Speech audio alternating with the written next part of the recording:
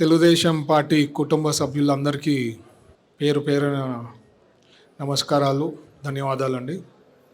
ఈసారి మానాడు మీ అందరికీ తెలుసు.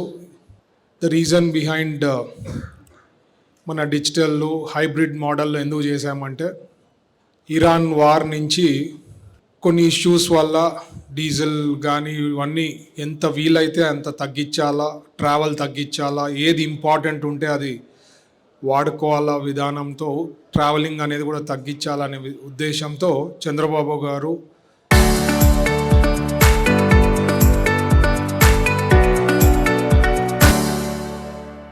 పాలిట్ బ్యూరో మెంబర్స్ అందరు కూడా డిసిషన్ తీసుకొని ఒక హైబ్రిడ్ మోడల్ పోతాము. ఒకే చోట అంతమంది లక్షలాది మంది మానాడుకు వస్తే ఇష్యూస్ ఉంటాయి, లేనిపోని ఖర్చులు అవుతాయి, ఇప్పుడు ఉండే ఇబ్బందులు చాలా ఉన్నాయనే ఉద్దేశంతో ఈరోజు హైబ్రిడ్ మోడల్ 2 days మానాడు ఏర్పాటు చేయడం జరిగింది. తెలుగుదేశం పార్టీ హెడ్ ఆఫీస్ నుంచి చంద్రబాబు గారు, పాలిట్ బ్యూరో మెంబర్స్, వర్కింగ్ ప్రెసిడెంట్ గారు అందరూ కూడా అక్కడ నుంచి సందేశం ఇస్తూ ఉంటారు. సబ్జెక్ట్స్ డిస్కషన్ ఉంటుంది.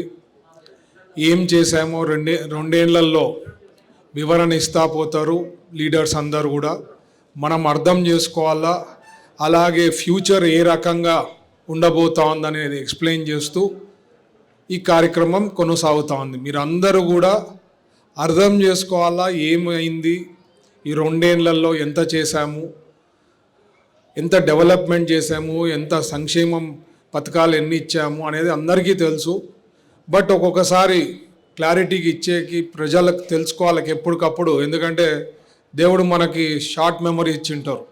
మంచి కానీ చెడు కానీ తొందరలో మర్చిపోతుంటాం. సో ఎప్పటికప్పుడు తెలుసుకొని ఏ రకంగా కష్టపడింది గవర్నమెంటు చంద్రబాబు గారి లీడర్షిప్లో అని చెప్పి ఈ 2 రోజులు కొనసాగుతుంది ప్రోగ్రాము. సో మీరు చూస్తే లాస్ట్ 2019 నుంచి 24లో ఏ పరిస్థితి ఉండింది, ఎట్లా అరాచకాలు ఉండింది, ఇవన్నీ తెలుసు మీకు. ఇప్పుడు లాస్ట్ 2 ఏళ్లలో మనం చెప్పిన సంక్షేమ పథకాలు అనుకోండి, ముందుగా తీసుకుంటే ఇప్పుడే చంద్రబాబు గారు కూడా వివరణ ఇచ్చారు. ఎన్ని వేల కోట్లు జస్ట్ ఫర్ పెన్షన్ స్కీమ్కే దాదాపు 60,000 కోట్లు ఖర్చు కావడం జరిగింది. ఎక్కడా లేదు ఇండియాలో ఆ రకంగా ఇక్కడ పెన్షన్స్ ఇవ్వడం జరుగుతుంది, టైంకి ఇవ్వడం జరుగుతుంది. ఎన్ని కష్టాలు ఉన్నా, ఎంత ప్రాబ్లమ్స్ ఉన్నా ఫైనాన్షియల్ డే 1 ఇవ్వడం, అంటే మంత్లో ఫస్ట్ డే ఇవ్వడం, ఆ రోజు హాలిడే ఉంటే ముందు రోజు ఇవ్వడం, ఇట్లా కరెక్ట్గా సిస్టమాటిక్గా దట్ మ్యాటర్స్ ఎలాట్. ఎందుకు చెప్తానంటే అండి, ఒక్క లీడర్ జస్ట్ చంద్రబాబు గారు, ఇదే ఆఫీసర్లు, ఇదే బ్యూరోక్రాట్స్, ఇదే ఐఏఎస్ ఆఫీసర్లు అందరూ కూడా 2019 నుంచి 24లో చేశారు. బట్ అక్కడ లీడర్షిప్ ముఖ్యమంత్రి అనేవాళ్ళు ఏ రకంగా ఉంటే కింద డౌన్ ది సిస్టమ్ ఏ రకంగా పనిచేశారనేది తెలుస్తుంది. కంపేర్ చేసుకుంటే 19 to 24 ఈ 2 ఏళ్లలో మనం చేసిన అభివృద్ధి కానీ, సంక్షేమ పథకాలు ఇచ్చిన విధానం కానీ జస్ట్ మనకు ఒక క్లారిటీ వస్తుంది. ఒక leader made a difference. Chandrababu గారు లీడర్షిప్లో so many things have been done. అందుకనే ఈరోజు ఇన్వెస్ట్మెంట్స్ పరంగా చూస్తే కూడా మొత్తం ఆల్ ఇండియాలో ఎక్కడైనా ఇన్వెస్ట్మెంట్లు పెట్టుబడులు పెట్టే దాంట్లో కానీ అట్రాక్ట్ చేసిందంటే ఒక ఆంధ్రప్రదేశ్కి 25% పైన అట్రాక్ట్ చేయడం. అంటే ఎవరన్నా 1,00,000 పెట్టాలా పెట్టుబడులు, ఒక ఇన్వెస్ట్మెంట్, ఒక బిజినెస్ చేయాలంటే మనము దాదాపు 25% పైన, అంటే 25,000 మన రాష్ట్రానికి. అట్లా కోట్లలో, 100లో అంటే 25 కోట్లు, వేలల్లో అంటే 250 కోట్లు, అట్లా 1000 కోట్లు అంటే. So we have attracted. అదంతా because of CBN brand, Chandrababu గారి లీడర్షిప్ ఉంది కాబట్టే మనం అంత అట్రాక్ట్ చేయగలిగినామండి. ఇంకా కర్నూలుకి వస్తే మీరు చూస్తే ఓర్వకల్లో 19 నుంచి 24లో ఏం జరిగింది, ఆ జయరాజ్ ఇస్పాట్ ఫ్యాక్టరీ ఒక్కటే, అది కూడా మన హయాంలో 14 to 19 చంద్రబాబు గారు ఫౌండేషన్ వేసి ఆ ప్లాంట్ పెడితే వాళ్ళకి ఎన్నో ఇష్యూస్ క్రియేట్ చేసి దాదాపు 3.5 ఏళ్ళు పైన డిలే కావడంతో ఆ ప్లాంటు మన ప్రభుత్వం వచ్చిన తర్వాత అన్నీ సెట్ చేసుకొని స్టార్ట్ చేయగలిగినారు. వాళ్ళు ఇప్పుడు మన లీడర్షిప్, చంద్రబాబు గారు లీడర్షిప్ ఇక్కడ ఉంది, ఎన్డీఏ ప్రభుత్వం ఉంది, డబుల్ ఇంజన్ సర్కార్ అనే ఉద్దేశంతో రేపు త్వరలో ఇంకొక 6,000 కోట్ల ఎక్స్పాన్షన్ చేయబోతున్నారు. జస్ట్ బికాస్ మన ఎన్డీఏ ప్రభుత్వము తెలుగుదేశం పార్టీకి వచ్చింది కాబట్టి ఇక్కడ పెడుతున్నారు, లేకపోయింటే వేరే చోట వెళ్ళిపోతుండే, ఆ ఎక్స్పాన్షన్ ఇక్కడ జరిగేది కాదు. సో అదే కాకుండా ఓర్వకల్లుకు దాదాపు 10,000 కోట్ల పైన పెట్టుబడులు వర్క్స్ జరుగుతున్నాయండి. అగస్త్య సోలార్ అనుకోండి, లేకపోతే రిలయన్స్ అనుకోండి. ఇదే కాకుండా మొన్న ఈ మధ్యలోనే క్యాబినెట్ది ఒక 3,600 కోట్లది అది సోలార్కి రిలేటెడ్ది క్లియర్ చేయడం జరిగింది. నేను మరీ చెప్తున్నా, సెమీ కండక్టర్ అనే కంపెనీ త్వరలో స్టార్ట్ అవుతుంది. ఎప్పుడు స్టార్ట్ అవుతుంది వర్క్స్ అంటే మనకు ISM 2 సెంట్రల్ గవర్నమెంట్లో రిలీజ్ అయిన తర్వాత వాళ్ళ శాంక్షన్ అయితే కర్నూలులో ఆ పెట్టుబడులు అంటే దాదాపు 22,000-23,000 కోట్ల పెట్టుబడులు వాళ్ళు పెట్టబోతున్నారు.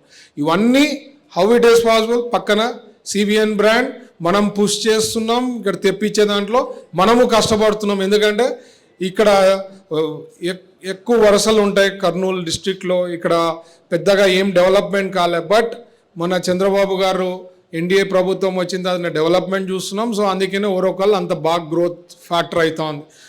ఇండియాలో ఎక్కడా లేని పంపుడు స్టోరేజ్ కూడా ఇండియాలో కాదు వరల్డ్లో ఎక్కడా లేదు, అది కర్నూలులో డిస్ట్రిక్ట్లో మనకు రావడం జరిగింది, కంబైన్ కర్నూలు డిస్ట్రిక్ట్లో. ఇవన్నీ కూడా మనం ఆలోచన చేయాలండి, ఏం చేస్తున్నాము అనేది ప్రజలకు ఎప్పటికప్పుడు డీటెయిల్స్ ఇవ్వడము, క్లారిఫికేషన్ ఇవ్వడం అనేది చాలా ముఖ్యం. మనము క్లారిఫికేషన్స్ కానీ జరిగేవి కానీ చెప్పకపోతే మిస్ అయిపోతుంటాం. ప్రజలకి ఎప్పటికప్పుడు చెప్పడం అనేది మెయిన్ ఇంపార్టెన్స్. ఎందుకు పదే పదే చంద్రబాబు గారు క్లారిఫికేషన్స్ ఇస్తూ ఉంటారు? ఎందుకంటే ఏం జరుగుతుందనే చెప్పాలి. పక్కన పార్టీ గొడ్డల పార్టీ ఏం జరుగుతుందంటే వాళ్ళు ఎప్పుడు విష ప్రచారమే చేస్తుంటారు. వాళ్ళ పేపర్ అదే, వాళ్ళ ఛానల్ అదే, కంటిన్యూస్లీ లేనిది సృష్టించే దాంట్లో నంబర్ 1 వాళ్ళు. ఈ మధ్య నేను చూసా, ఎక్కడో ఏదో జరిగిందని చెప్పి ఒక ఆర్టికల్ వేస్తాడు, ఒక స్టోరీ వేస్తాడు. అసలు జోరాపురం అది ఏందో కూడా నాకు తెలియదు, ఆ ల్యాండ్కి సబ్జెక్టుగా తెలియదు, నాకు లింక్ చేస్తారు, మన వాళ్ళు ఏమో చేస్తున్నారని. నేను కలెక్టర్ గారు కనుక్కొని ఎవరిదైనా ఏమన్నా ఉందంటే మీకు సంబంధమే లేదు సార్, ఇది ఏమన్నా సబ్జెక్ట్ ఉంటే అది కోర్టు నుంచి అంటే లేని సబ్జెక్ట్. అంటే ప్రజలకి విష ప్రచారం చేసే దాంట్లో నంబర్ 1 ఉంటారు వాళ్ళ ఛానళ్ళు, పేపరు, వాళ్ళ తీరు కూడా. అందుకనే మీరు చూశారు మొన్న ఒక ఆడియో లీక్ అయింది, అందరు చూసారా? అందరూ షేర్ చేశారా? ప్రజలకు తెలియాలా కదా, సోషల్ మీడియాలో నుంచి షేర్ చేసుకోవాలా మీరు. ఎందుకంటే ఉండే వాస్తవాలు తెలుసుకోవాలా, ప్రజలకు అర్థం కావాలా ఏం చేస్తున్నారు అని. వాళ్ళ సొంత పార్టీ నాయకుడే చిల్లర రాజకీయాలు చేస్తున్నారు, లేనిది చేస్తున్నారు, పర్సనల్గా మాట్లాడుతున్నారని ఆయననే సొంత పార్టీలో ఉండే అతన్నే వాళ్ళని విమర్శిస్తాడు. సో నేను ఇది క్లారిటీగా ప్రజలకి తీసుకోపోవడం అనేది చాలా ముఖ్యమండి. సో ఇవన్నీ కూడా మీరు తీసుకోపోతేనే వాళ్ళకు ఒక అవగాహన ఉంటుంది. రేపు వచ్చే ఎలక్షన్స్ మనకు వస్తూ ఉంది, కార్పొరేషన్ ఎలక్షన్స్లో కష్టపడి మీరు ఏం చేశారో ఇప్పటి నుంచి మీ వార్డులలో ఎవరికైతే నేను ఎన్నో సందర్భాల్లో చెప్పా, మేమే వార్డ్ ఇన్ఛార్జు, మేమే కార్పొరేటర్లుగా చేశాము అనేది కాదు.